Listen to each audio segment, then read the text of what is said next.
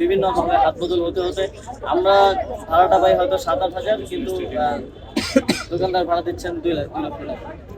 মিরপুর শেরেবাংলা এবং বঙ্গবন্ধু জাতীয় স্টেডিয়ামের অধীনে বেশ কিছু দোকান রয়েছে, যেগুলোর ভাড়ার অর্থ পেয়ে থাকে দেশের সরকার।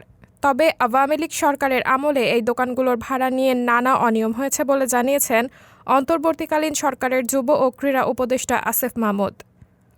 রোববার 17 নভেম্বর অন্তর্বর্তীকালীন সরকারের গত 100 দিনের কার্যক্রম নিয়ে যুব ও ক্রীড়া উপদেষ্টা এবং শ্রম ও কর্মসংস্থান মন্ত্রণালয়ের সংবাদ সম্মেলন করেন তিনি।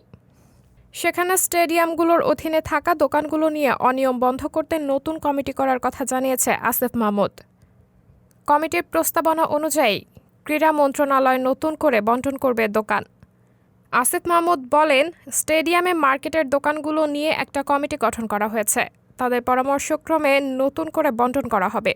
আমাদের স্টেডিয়ামগুলোতে যে দোকানগুলো রয়েছে সেখানে সরকার খুবই নামমাত্র ভাড়া পায়, কিন্তু আসলে 4-5টা চুক্তি হয়ে গেছে একটা দোকানের ভাড়া নিয়ে তিনি বলেন, বারবার হাত বদল হতে হতে দেখা যায় সরকার প্রায় 7-8 হাজার, কিন্তু আসল ভাড়া 2 লাখের কাছাকাছি।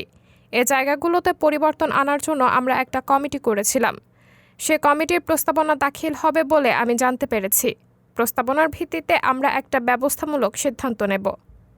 সাবরিনা জলিল, সবার কথা।